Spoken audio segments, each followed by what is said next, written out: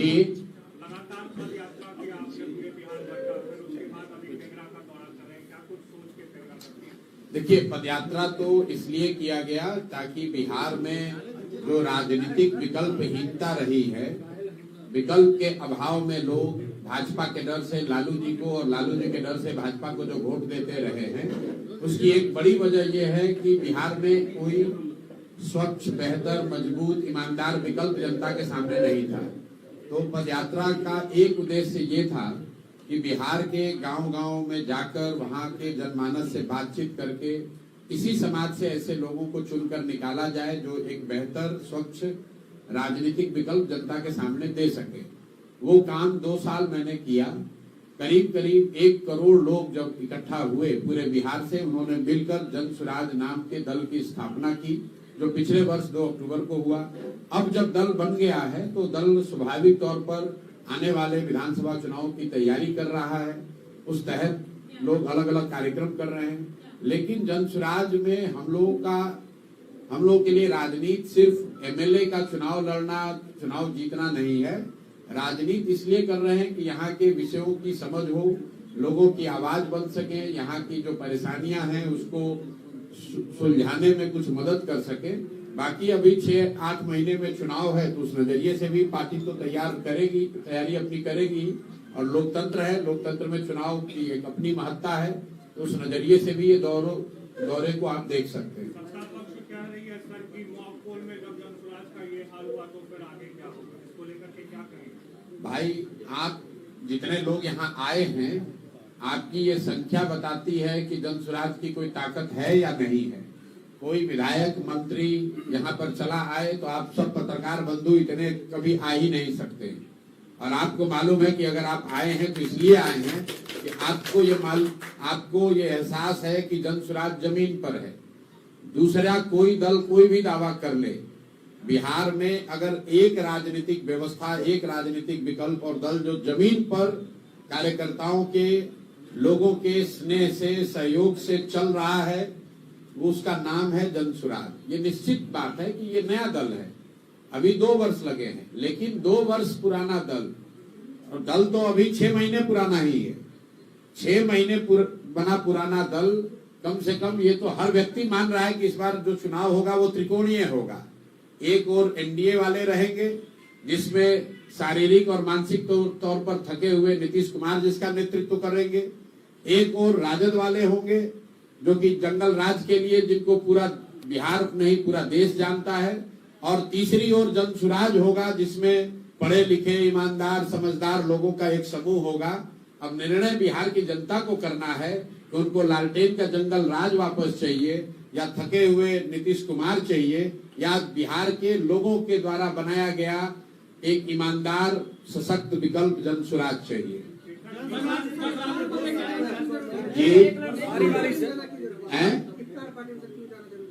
इफ्तार party में जाना इसलिए जरूरी है कि यहाँ पर अभी रमजान का महीना है, और जैसे नवरात्रि का व्रत है वैसे रमजान में भी मुस्लिम साथियों का व्रत है। और मैं यहाँ आया हूँ, और यही नहीं जा रहा हूँ, रोज जाता हूँ। हर दिन मैं जब कार्यक्रम में जाता हूँ, इफ्तार का समय होता है, उनके लिए ये मुबारक मौका है, इसलिए हमें भी उसमें जाना चाहिए।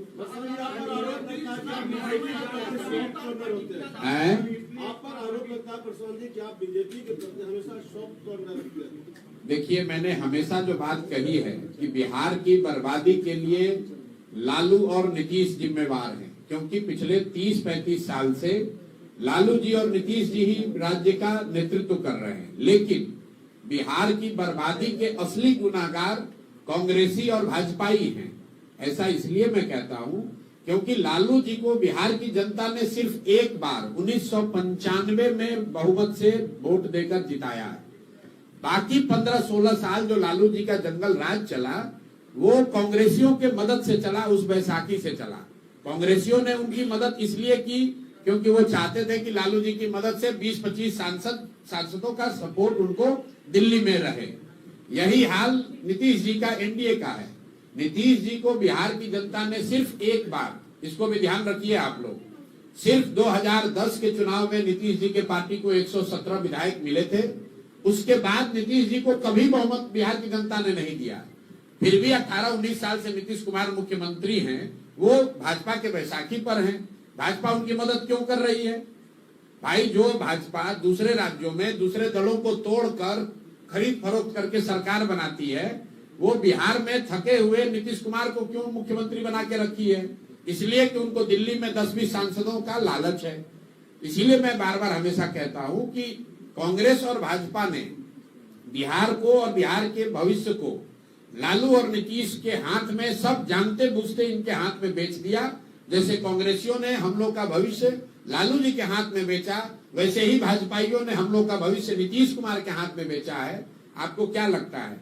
नीतीश कुमार का रोज आप लोग देख रहे हैं, क्या नरेंद्र मोदी को, क्या अमित शाह को ये पता नहीं है कि मानसिक तौर पर नीतीश कुमार और शारीरिक तौर पर वो मुख्यमंत्री बनने की स्थिति में नहीं है?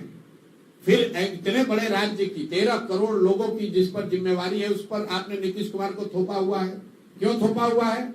नीतीश कुमार को जैसे शिखंडी की तरह सामने खड़ा करके पीछे से राजनीति कर रहे हैं। अगर भाजपा में दम है तो अपना मुख्यमंत्री बनाओ और लड़ो चुनाव सामने से। इनमें तो दम है नहीं। सामने से नीतीश कुमार का चेहरा लगा रखा है।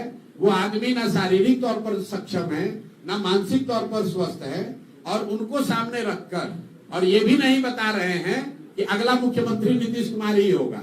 ये सिर्फ बिहार की जनता के साथ धोखा कर रहे हैं भाजपा वाले। सामने नीतीश कुमार को रखा है।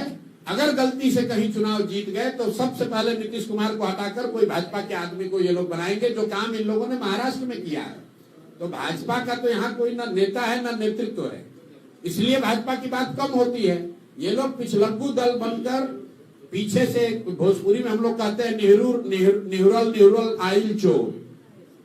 तो ये वो लोग हैं जो छुप कर आकर बिहार की सत्ता को कब्जा करना चाहते हैं, क्योंकि 2015 में इन्होंने सामने से कोशिश की थी और औंधे मुंह गिरे थे।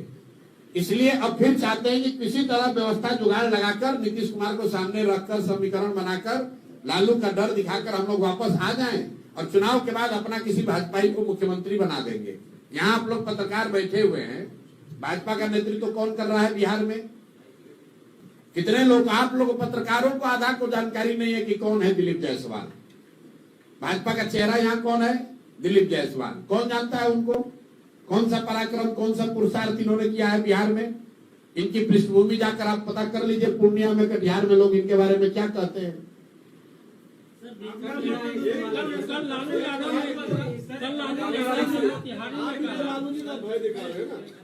आप भी तो लालू जी का ही भय दिखा रहे हैं। किसका भय दिखा रहे हैं? आप भी तो लालू यादव जी का ही भय दिखा रहे हैं। हम किसी का भय नहीं दिखा रहे। हम तो ये बता रहे हैं कि बिहार की जनता जो लालू जी के डर से भाजपा को वोट देती है और भाजपाइयों के डर से लालू जी को वोट देती है, उन दोनों का भय खत्म करने का रास्ता है जन सुराज। लालू यादव ने मोतिहारी में कहा कि 2025 में कोई माई का लाल नहीं है जो तेजस्वी को सरकार बनाने से रोक ले। भाई, लालू जी कह रहे कोई माई का लाल नहीं है। तो लालू जी के नजर में तो बिहार में एक ही लाल है जिसका नाम है तेजस्वी यादव। बिहार के 13 करोड़ लोगों की तो चिंता उनको है नहीं। लालू जी तो बस अपना ही परिवार और 5 गो उनके बाल बच्चे, इसके आगे न कभी सोच सकते हैं। तो उनको कैसे दिखेगा कि बिहार में दूसरा और कौन है? लोकतंत्र में कम पढ़े लिखे लोगों की जगह है कि नहीं प्रशांत जी? बिल्कुल, बहुत लोकतंत्र में कम पढ़े लिखे बिल्कुल। सुनिए आपका इनका सवाल है कि लोकतंत्र में कम पढ़े लिखे लोगों की जगह है कि नहीं। बहुत जगह है। इस देश में तमिलनाडु एक राज्य है, उसके सबसे प्रसिद्ध मुख्यमंत्री का नाम है कामराज, जो नहीं पढ़े लिखे थे। कम पढ़ा लिखा होना राजनीति में वो कोई मानक नहीं है। लेकिन जो बात आपने कही कि मैं तेजस्वी के 9वीं फेल होने की बात करता हूं, क्यों करता हूं उसको समझिए।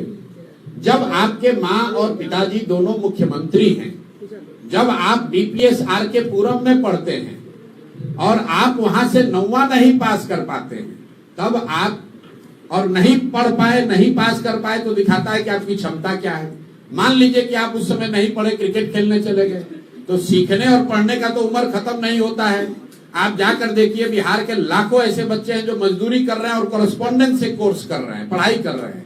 तो भाई ये उसके बाद ही आकर कुछ पढ़ाई कर लेते, आज ही डिग्री ले लेते।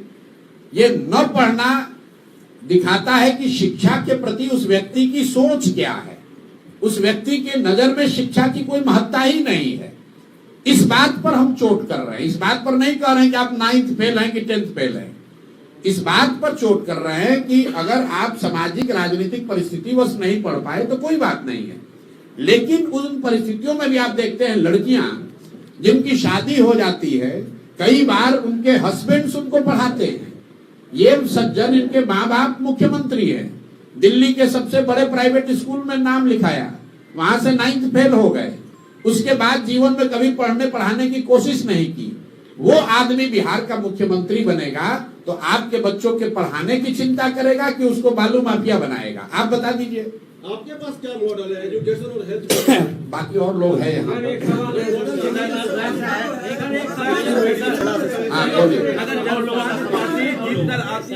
पहला सवाल यह है कि जनसुराज अकेले लड़ेगी या हम 1 घंटा यहाँ हैं, आपको जो सवाल पूछना है पूछिएगा। हाँ एक एक करके पूछो, घबराहट में नहीं है। जनसुराज अकेले लड़ेगी या किसी के साथ गठबंधन करेगी? जनसुराज अगर जीत कर आती है सरकार सुन बनाने लिया, किसी के साथ गठबंधन भी करते 243 सीट बिहार में है। जनसुराज का नाम ही है जनसुराज, जनता का सुंदर राज। जनता से गठबंधन हो गया और घोषणा हो गई कि 243 सीट लड़ेंगे। चुनाव के बाद अगर ऐसी कोई परिस्थिति बन गई कि जनसुराज को पूर्ण बहुमत नहीं मिला तो हम लोग बिल्कुल विपक्ष में आराम से 5 साल और बैठेंगे। प्रशांत किशोर ने कहा चाहे 2 सीट आए, 5 सीट आए या 110 आए, जनता ने जो निर्णय देना है उसको हम लोग स्वीकार करेंगे। और मैंने पहले ही कहा कि राजनीति हमारे लिए और जनसुराज में हमारे साथियों के लिए सिर्फ एमएलए बनकर मिनिस्टर बनना, कॉन्ट्रैक्ट लेना, पैसा कमाना, ये इसका उद्देश्य नहीं है। जितना एमएलए एमपी बनकर नाम, पैसा, शोहरत आप कमा सकते हैं, उससे बहुत ज्यादा भगवान की कृपा से हम लोग को मिला हुआ है। बावजूद इसके सब छोड़कर अगर राजनीति करने आए हैं तो इसका उद्देश्य ये नहीं है कि जल्दी से एमएलए बनकर सरकार बना ले। सरकार तब बनाएंगे जब जनता का आशीर्वाद होगा और पूरा जो प्लान है, पूरी जो सोच है कि अगले 10 वर्ष में बिहार को देश के 10 अग्रणी राज्यों में कैसे शामिल कराया जाए, यहाँ शिक्षा कैसे सुधारा जाए, 1 साल के अंदर पलायन को कैसे रोका जाए, हर घर में महिलाओं को रोजगार कैसे दिया जाए, उसका पूरा ब्लूप्रिंट 2-2.5 साल गांव-गांव घूमकर लोगों को बताकर समझाकर उसके बाद दल का निर्माण किया गया है। ऐसा नहीं कि 4 आदमी दिल्ली में बैठे, पटना में बैठे, दल बना लिया। दल बनाने से पहले 2.5 साल मैंने बिहार का चप्पा चप्पा पैदल चल के देखा है, लोगों से बात करी है। तो हम लोग के लिए गठबंधन ना आज है ना कल होगा, ना चुनाव से पहले ना चुनाव के बाद। अरे भैया सुनेंगे तभी ना।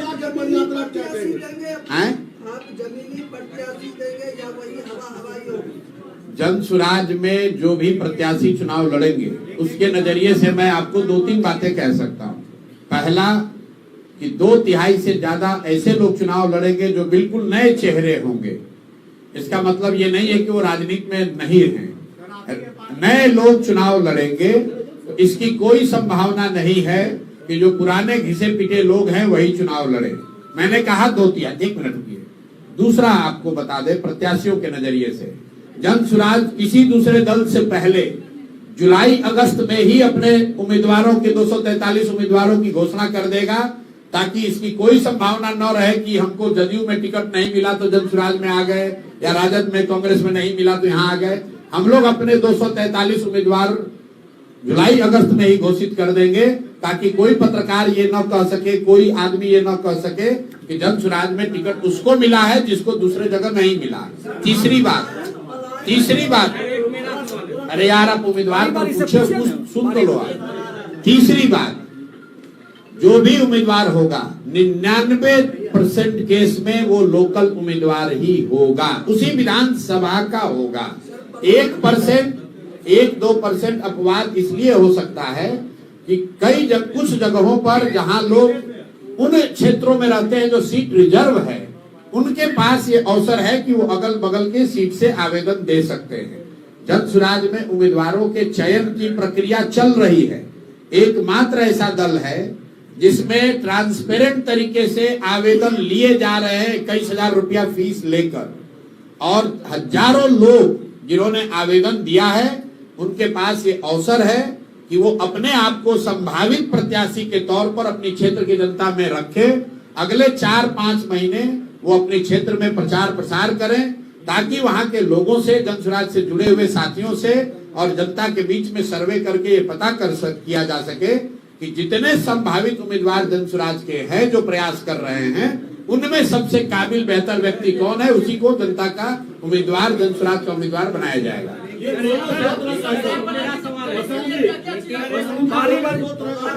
रोजगार का आपने मुद्दा उठाया जी।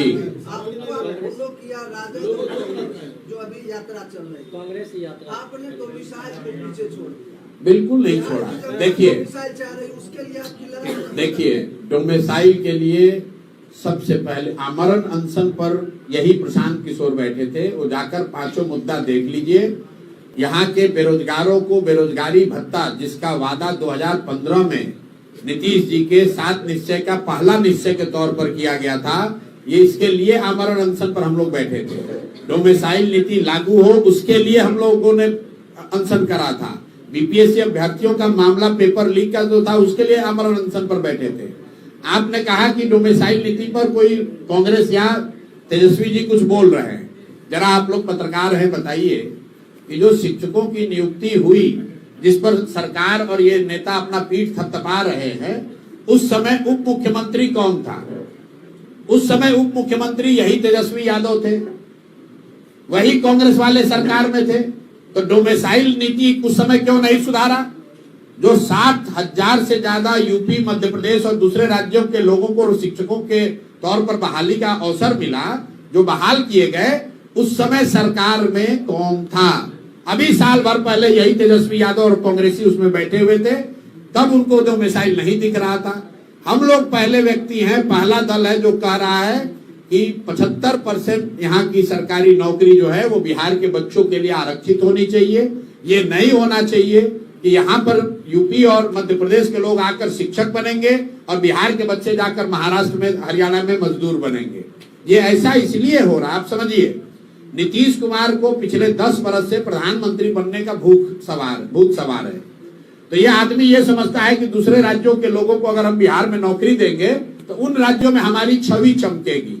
अपना छवि बनाने के लिए बिहार के बच्चों के नौकरी की इस आदमी ने कुर्बानी कर दी।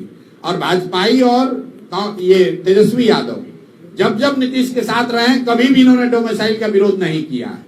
इसलिए सिरे से इस बार जनता इन दोनों को खारिज करेगी, खासकर युवा साथी।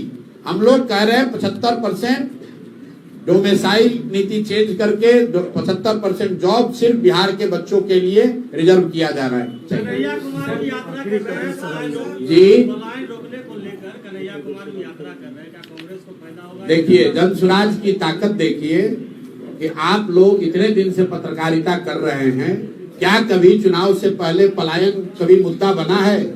लालू जी जैसे आदमी भी कह रहे हैं कि हम लोग पलायन रोक देंगे। लालू जी के मुंह से किसी ने पलायन शब्द नहीं सुना होगा। ये जन स्वराज की ताकत है। कन्हैया जी यात्रा कर रहे हैं तो बहुत अच्छी बात है, ये जन स्वराज की ताकत है कि कांग्रेसी आज पलायन की बात कर रहे हैं। लेकिन जब कांग्रेसी आए तो आप, कन्हैया जी मेरे मित्र भी हैं, बेगूसराय के हैं, उनसे एक सवाल जरूर पूछिएगा पलायन के नजरिए से कि कांग्रेस का अभी एक जुमा 2 साल पहले बना हुआ मुख्यमंत्री है जिसका नाम है रेवंत रेड्डी। तेलंगाना में उस आदमी ने कहा कि बिहारियों का डीएनए जो है वो मजदूरों का है, बिहारी जो है मजदूरी करने के लिए पैदा हुए हैं। तो यहाँ आप पलायन की बात कर रहे हैं और आप ही का मुख्यमंत्री बिहारियों को मजदूरी करने वाला बता रहा है कि ये पैदा ही हुए हैं मजदूर बनने के लिए। उस पर कन्हैया कुमार का और उससे भी ज्यादा राहुल गांधी का क्या स्टांस है, ये पूछने की जरूरत है। ये नहीं चलेगा कि बिहार के बाहर बिहारियों को बिहारी कह के गाली दोगे तो फिर बिहार में वोट मांगने काहे आए हो भाई? तेलंगाना से ही दिल्ली पर राज करके दिखा दो। जब बिहार के लोग मजदूरी करने के लिए पैदा हुए हैं और तेलंगाना के लोग हम लोग पर राज करने के लिए पैदा हुए हैं, तो कांग्रेसियों को बिहार में वोट मांगने की जरूरत क्या है? इसका भी सवाल आप लोग कीजिए, उस जवाब मांगिए उन लोगों से। शराबबंदी और क्राइम को लेकर आपका क्या प्रतिक्रिया? किया है बिहार सर, मेरा में एक- शराबबंदी शराबबंदी को लेकर एक दल, एक नेता जिसने 3 साल में सब दबावों को के बावजूद कहा है कि जन स्वराज की सरकार बनेगी, 1 घंटे में शराबबंदी हटा देंगे। इसलिए हटा देंगे कि इससे बड़ा कोई गलत कानून हो नहीं सकता है। पहली बात आप ये जानिए कि बिहार में शराबबंदी तो लागू है नहीं। शराबबंदी का कानून बनाया गया है जिसमें दुकान बंद कर दिया गया है और होम डिलीवरी चालू कर दी गई है। बिहार की गरीब जनता का 15 से 20 हजार करोड़ का नुकसान हो रहा है। और ये पैसा कहां जा रहा है? ये पैसा जा रहा है नेताओं के पास, भ्रष्ट अधिकारियों के पास, शराब माफिया के पास। सारे युवा बिहार में सूखा नशा का पहली बार बिहार में प्रचलन देखने को मिल रहा है। लोग सूखा नशा कर रहे हैं। 1 लाख से ज्यादा लोग, कई लोग कहता है महिला को इससे लाभ है, 1 लाख से ज्यादा परिवार के लोग आज भी जेल में शराबबंदी के कानून के तहत बंद हैं। और ये जो लोग जेलों में हैं, ये ज्यादातर लोग समाज के दबे कुचले वंचित समाज के लोग हैं, दलित है, अति पिछड़े हैं, मुस्लिम हैं, जिनके घर में उनका कोर्ट में केस लड़ने वाला भी कोई नहीं है। और ये सामाजिक न्याय और समाजवाद की बात करने वाले लोग, इनको कोई चिंता नहीं है कि 1-1.25 लाख लोग जेल में क्यों हैं। आप महिलाओं से जाकर बात कीजिए। दलित परिवार की महिलाओं को हमने पैदल चलते हुए देखा। थाने वाले शराबबंदी के नाम पर जबरदस्ती उनको उठाकर थाने में बैठा रहे हैं। थाना में उनसे झाड़ू लगवाते हैं, उनसे बर्तन साफ करवाते हैं, उनसे दुर्व्यवहार करते हैं। क्या बात कर रहे हैं आप? बिल्कुल शराबबंदी के हम लोग खिलाफ में हैं। इसके साथ साथ जो आपने सवाल किया, आंकड़े बिल्कुल स्पष्ट है। 2017 से बिहार में कानून व्यवस्था की स्थिति बिगड़ी है और उसका एक कारण है शराबबंदी। क्योंकि कानून व्यवस्था लागू करने के लिए जो तंत्र है, प्रशासन है, उसका एक बड़ा हिस्सा कानून व्यवस्था के काम को छोड़कर शराबबंदी को लागू करने, उसको छिपाने और उससे कमाने में लगा हुआ है। और सामान्य लॉ एंड ऑर्डर की स्थिति दिनों दिन बिगड़ती जा रही है।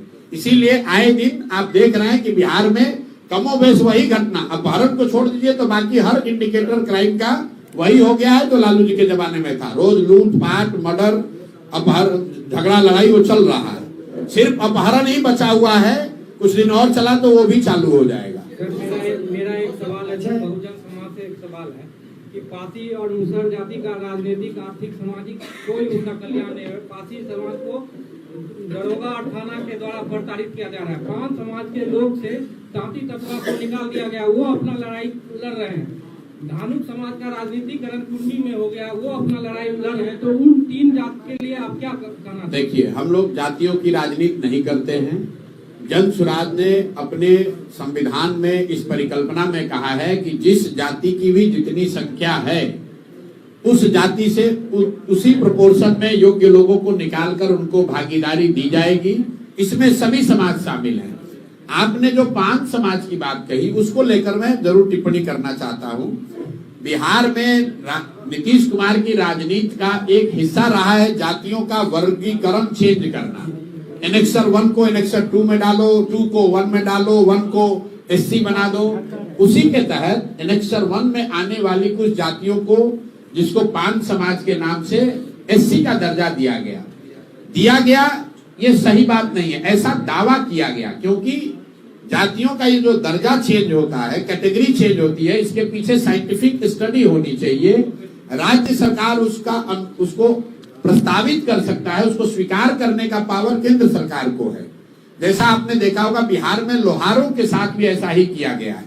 नीतीश कुमार ने वोट लेने के लिए यहां से कह दिया कि हमने 5 समाज को SC का दर्जा दे दिया। केंद्र के सामने ना उसके पक्ष में साक्ष्य रखा, ना उस केस की पैरवी की। नतीजा क्या हुआ? जैसे लोहार को ST बनाया गया था और वापस EBC बना दिया गया, उसी तरह 5 समाज के लोगों को SC से हटाकर वापस EBC बना दिया गया। तो एक विशुद्ध तौर पर शॉर्ट टर्म राजनीतिक गेन के लिए नीतीश कुमार ने और नीतीश कुमार की सरकार ने इन जातियों को ठगा है। और इसीलिए ये जातियां आंदोलित है और हम लोग इसके विरोध में हैं। जातियों का जो वर्गीकरण जो चेंज होता है, जो ओरिजिनल एनेक्सर 1 था, जो कर्पूरी जी का था, और जो आज एनेक्सर 1 है, उसमें करीब 23 नई जातियां जोड़ दी गई है। और ये नीतीश कुमार हमेशा ऐसा करते रहे।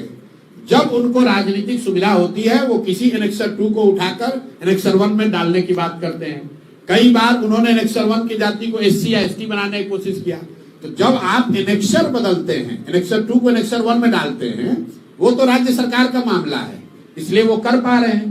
लेकिन अगर आप एससी को, ईबीसी को या ओबीसी को एससी या एसटी के दर्जे में डालोगे तो केंद्र से उसका अनुमोदन निश्चित जरूरी है, वो नहीं करा पाए। इसीलिए लोहार के केस में जिसको एसटी बनाया गया था फिर से ईबीसी बना दिया गया, कई बच्चों का नौकरी चला गया, लोग परेशान हुए। उसी तरह से पान समाज को भी इन्होंने कहा कि हमने एससी बना दिया, लोग पंचायती राज का चुनाव एससी रिजर्व सीटों पर लड़े और वो सब चीज बर्बाद हो गया, क्योंकि केंद्र सरकार के समक्ष इन्होंने जरूरी दस्तावेज नहीं रखे, उन जातियों के साथ धोखा हुआ है। अब वो जाति जो है वो आंदोलित है। वैसे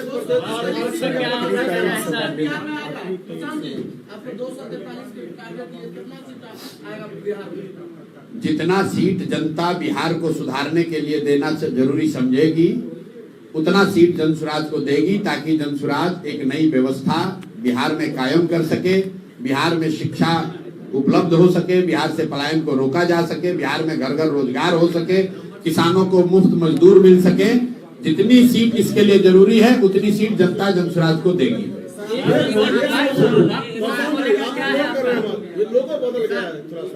लोगो बदला नहीं है। लोगो जब जनसुराज अभियान शुरू हुआ तो इस पर महात्मा गांधी जी का चित्र था। जब पूरे अभियान के दौरान मैंने बिहार में यात्रा कर ली तो ये देखा कि जनसुराज की जो लड़ाई है, वैचारिक लड़ाई, वो भाजपाइयों से है। भाजपा ही वो दल है जिससे कि हम लोग की वैचारिक लड़ाई है। तो विचारधारा के आधार पर भाजपा से कौन लोग हैं जो लड़ रहे हैं। हम लोग की समझ ये है कि 4 विचारधारा के मानने वाले लोग आज भाजपा से राजनीतिक और वैचारिक लड़ाई लड़ रहे हैं। वो हैं जो विशुद्ध तौर पर गांधी को मानने वाले लोग हैं, वो भाजपा के विचारधारा से इत्तेफाक नहीं रखते हैं। जो बाबा साहब अम्बेडकर के अनुयायी हैं वो भी भाजपा के विचारधारा से को स्वीकार नहीं करते हैं। जो कम्युनिस्ट विचारधारा के लोग हैं वो भी भाजपा को स्वीकार नहीं करते हैं। और जो जयप्रकाश और लोहिया जी के समाजवाद को मानते हैं वो भी भाजपा को स्वीकार नहीं करते हैं। तो इन 4 विचारधारा के मानने वाले लोगों को जोड़कर ही भाजपा से लड़ाई हो सकती है। अब कम्युनिस्ट जो है वो अलग दल है। समाजवाद के यहाँ पर नीतीश जी ध्वजवाहक हैं, जो कि नाम के लिए ही हैं, जो भाजपा गोद में जाकर बैठ गए हैं।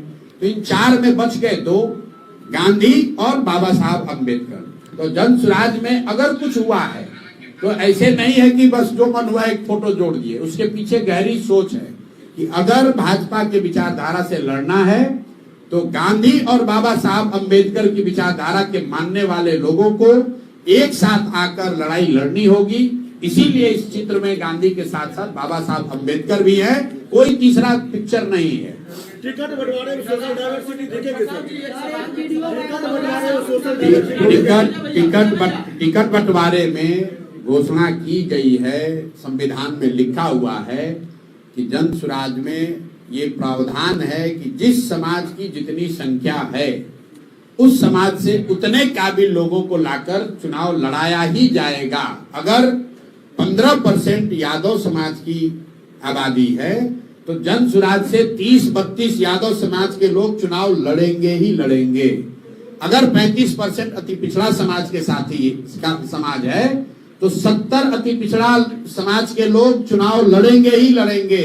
इसके लिए किसी पैरवी की जरूरत नहीं है। वोट दे या न दे, किसी भी दल को 100% वोट नहीं मिल सकता है। लोग ये बताते हैं कि भैया ये अमुक जात है आपको वोट नहीं देगा, इसको क्यों टिकट दे रहे हैं। हम लोग कह रहे हैं भाई यादव समाज के लोग अगर वोट कम भी दें तो भी उनका हक जनसुराज में नहीं मारा जाएगा।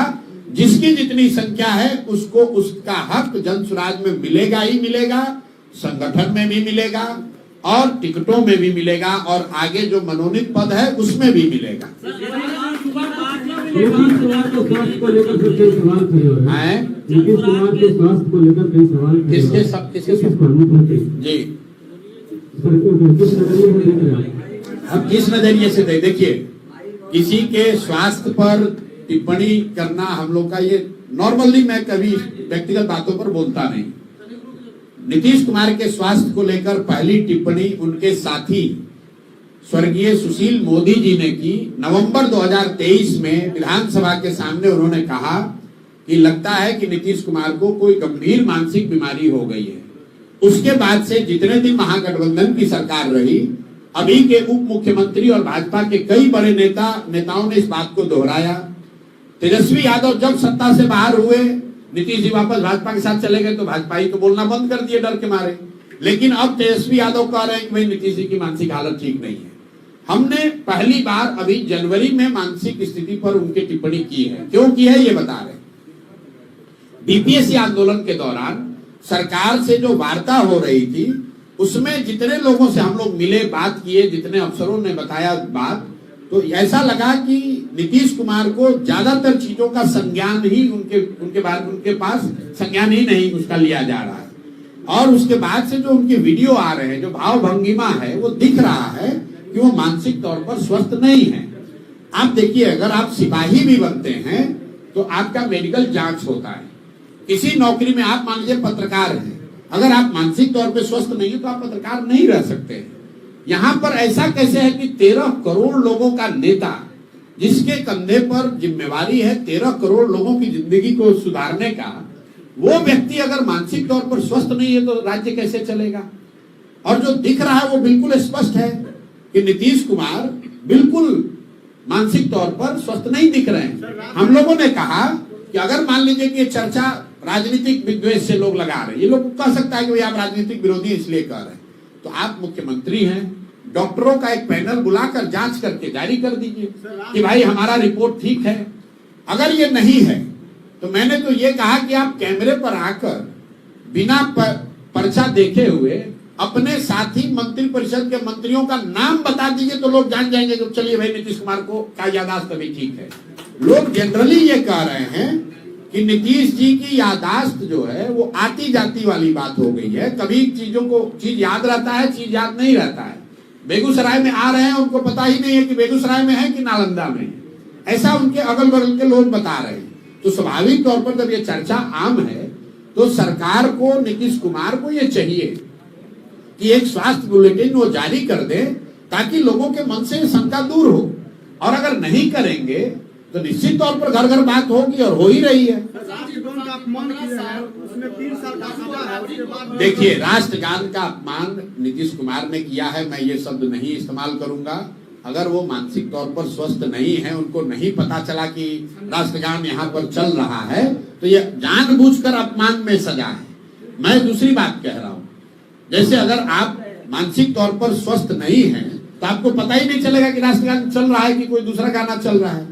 उनको ऐसा लगा, जो वीडियो को देखने से लग रहा है कि उन्होंने इस बात का संज्ञान ही नहीं लिया कि राष्ट्रगान शुरू हो गया है। उनके बगल में जो पदाधिकारी खड़े हैं वो तो खुद ही घबराए हुए हैं कि कहीं ऐसा नहीं कि हमारा हाथ पकड़ के खींच ले तो हम भी फंसेंगे। तो ऐसा है कि उनकी मानसिक स्थिति चिंता का और चर्चा का वजह हो सकता है। नीतीश कुमार जानते बुझते, या इस देश का कोई लीडर, कोई व्यक्ति राष्ट्रगान का अपमान जानते बुझते नहीं करेगा, ऐसा मानकर चलना चाहिए। अब भैया इसको खत्म करिए।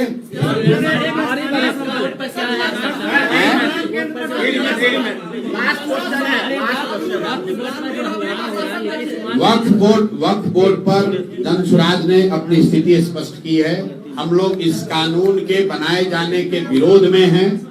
साथ में हमने एक और बात कही है, मुस्लिम साथियों को, मुस्लिम नेताओं को मैंने बिन मांगी एक सुझाव भी दिया है कि अगर वक्फ के कानून को रोकना है तो इस देश में दो नेताओं से बात करनी चाहिए, उन पर दबाव बनाना चाहिए। एक है चंद्रबाबू नायडू और दूसरे हैं नीतीश कुमार। बिहार के नजरिए से जो भी मुस्लिम समुदाय हैं, जो भी मुस्लिम समुदाय की हित की या राजनीति की बात करते हैं, उनको नीतीश कुमार पर इस बात के लिए दबाव बनाना चाहिए कि अगर आप वक्फ बोर्ड के कानून के पक्ष में वोट देंगे तो हम लोग आपका विरोध करेंगे, आपका पार्टी आपका समर्थन नहीं करेंगे।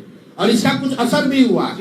कल नीतीश कुमार के सरकारी इफ्तार को ज्यादातर मुस्लिम संगठनों ने उसका बहिष्कार किया है। मुझे लगता है कि ये सही निर्णय है। आपके माध्यम से नीतीश कुमार के पार्टी से जुड़े हुए सारे मुस्लिम नेताओं से मैं आग्रह कर रहा हूं, मेरे भाई मेरी बात मानिए, आप लोग कुछ मत कीजिए, खाली ये लिख कर दे दीजिए कि अगर आप वक्फ के पक्ष में वोट देंगे तो हम लोग जदयू से इस्तीफा दे देंगे। अभी भी समय है, नीतीश कुमार पर दबाव बनेगा, नीतीश कुमार अगर वोट नहीं देंगे तो वक्त पर बनने वाला कानून रुक सकता है। और अगर कानून बना तो इसके लिए भाजपा तो दोषी है ही, कहीं न कहीं नीतीश कुमार पर भी वो इल्जाम लगेगा कि इनके 12 सांसदों ने अगर वोट नहीं किया होता तो ये गलत कानून नहीं बनता। भाई 3-4 घंटा चलाइएगा।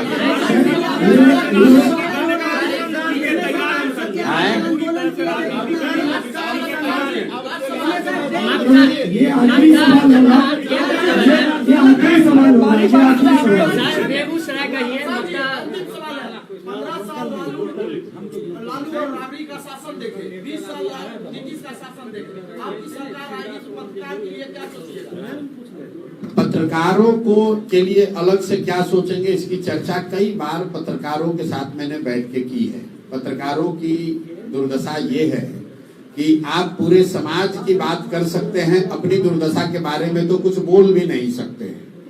पत्रकारों के नजरिए से जो जनसुराज की सोच है कि कम से कम दूसरे राज्यों में जो सुविधा पत्रकार बंधुओं को दी गई है, चाहे वो प्रेस क्लब के नजरिए से हो या आपके लिए ग्रुप इंश्योरेंस की बात हो या पत्रकारों को बैंकों से ऋण न मिल पाने की जो सुविधा है, तो जो एक्रेडिटेड पत्रकार हैं, जो यूट्यूबर्स हैं, उसके लिए जनसुराज की सोच है 3 बातें।